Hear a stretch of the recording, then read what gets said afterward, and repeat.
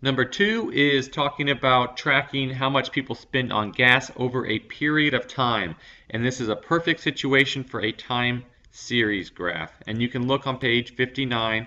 It talks about which type of graph to use. And a time series graph fits this problem perfectly. You needed to compare and contrast dot plots with stem leaves. And there's a lot of different ways you could answer it. I have two examples here that I just found online. These graphs are not related. There's no reason this row is highlighted. These are just online images. To start with comparing, one thing you could have said is that every piece of data is explicitly represented. So for example, in the dot plot, 15 occurred 3 times in our data, so there are 3 distinct dots above 15. 35 occurred 4 times, so there's 4 distinct dots.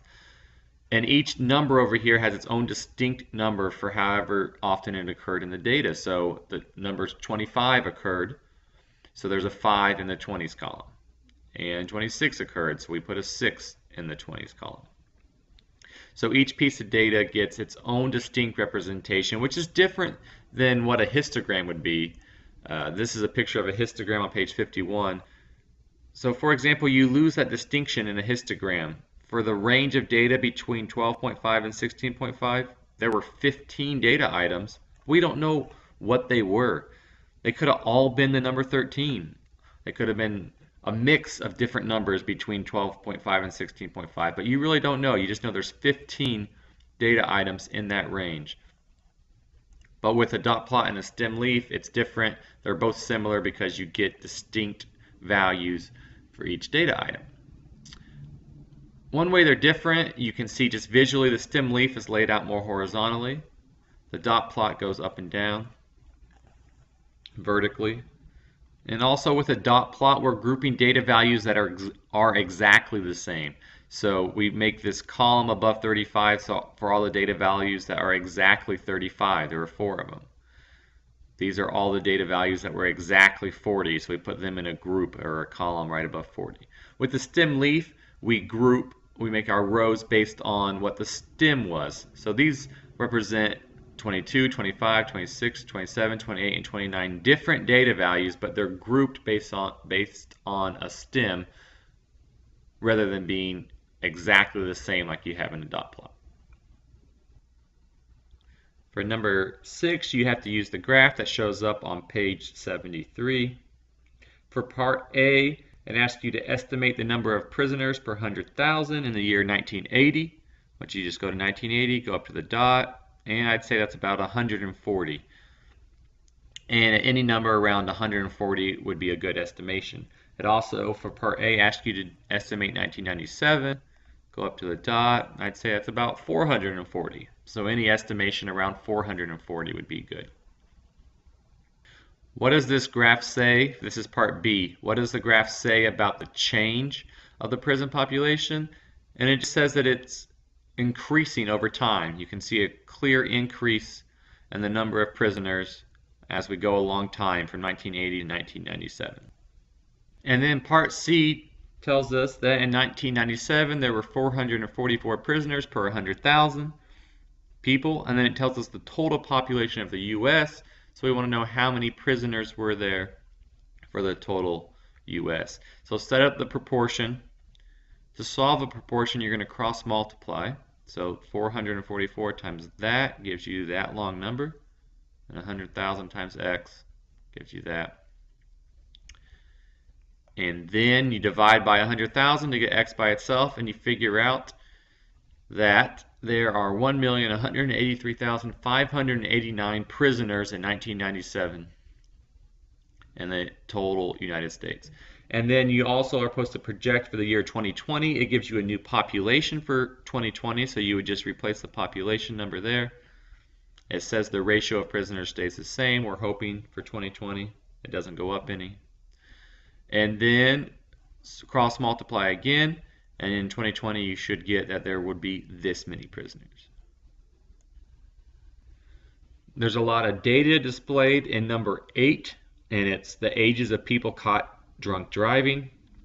And you need to manipulate that data to make some tables, make some graphs. For part A, you're supposed to make a stem leaf display. So, stem will be our tens digits. So break it down for the teens, the 20s, the 30s, 40s, and so on. And then go through the data, and you need to just go one number at a time. So 46, you would put a 6 next in the 40s. 16, you put a 6 in the teens. So go through that with all the data, and it should look something like this. So now this looks much better than the table in the book. We can gather some information quickly. We know there's a lot more drunk drivers in the 20s and 30s, and it's tapering off as people get older. And you can see that from this sample, there was nobody drunk driving in the 70s or 80s. So that's part A, the stem leaf. For part B, we need to make a frequency table using 7 classes. So the first thing to do for a frequency table is figure out the class width. And on page 43 are all the steps for a frequency table. Like I said, we know that we want 7 classes. The problem tells us that we need to know the class width to start with. So page 41 tells you how to find the class width. Take the largest data value, subtract the smallest, and then we're going to divide by 7 because that's how many classes we want. And always increase, always round up. So looking back at our data here, since we made the stem leaf, we can quickly determine the largest data value is 64, the smallest is 16. So we're going to do 64 minus 16, which is 48. And then we divide by 7 because the problem tells us that we want 7 classes. And you get 6.8 something, round up to 7. So the lower class boundary is going to be 16 for the first class, and then 7 more than that would be 23 for the second, 7 more than that would be 30. So you're always adding 7 to get the lowest number of each new class. Now we need to figure out how many numbers were there between 16 and 22. How many are between 23 and 29? And that'll be the frequency of our data for each of these classes. Now we have this table. If we can sort it, it'll make it much easier to do this part. So let me show you how you could have sorted that in Excel. If you go up to sort, you want to make sure that you're sorting left to right. So you may have to go to options, and instead of top to bottom, you want to sort left to right. And then, for example, let me take all the people in the 20s. Let me sort those. It may ask you if you want to expand your selection to include that stem. We don't. We just want to continue with our current selection. We're sorting left to right. Make sure it's that. So sorting row 4, smallest to largest, OK. We have that. So let me go ahead and sort the rest of them.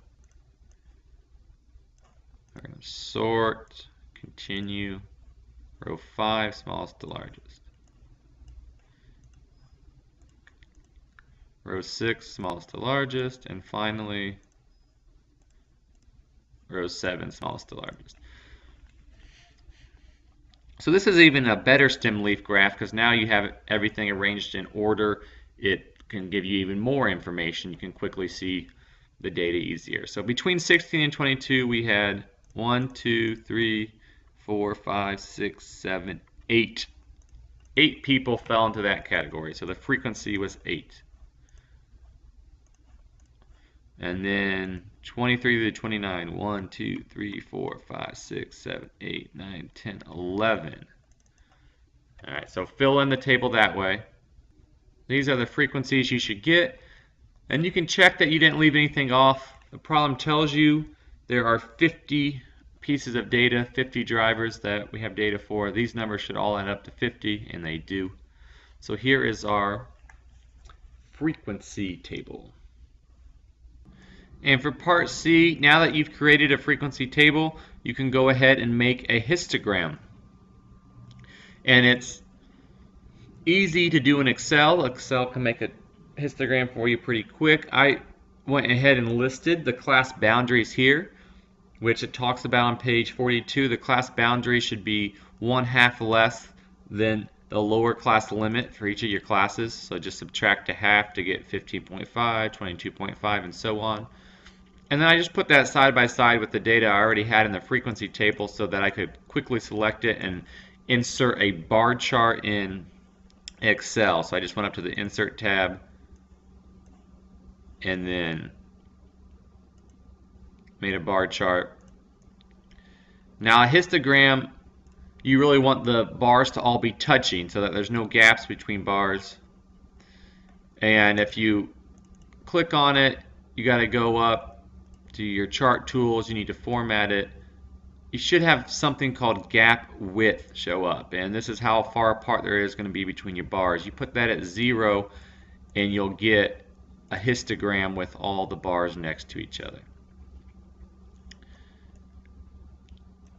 And part D just asked what is the shape of the distribution, what's the shape, and you can see that we're skewed to the right here. The data trails off far to the right, and you could kind of see that with our original stem that we trailed off here, and it would be to the right if you we're looking at this vertically. If you rotated it, we're trailing off to the right. So we saw that trail off originally in our stem leaf, and we see that same trail off in our histogram, and looking at it here horizontally, we're trailing off to the right, so we are skewed slightly to the right.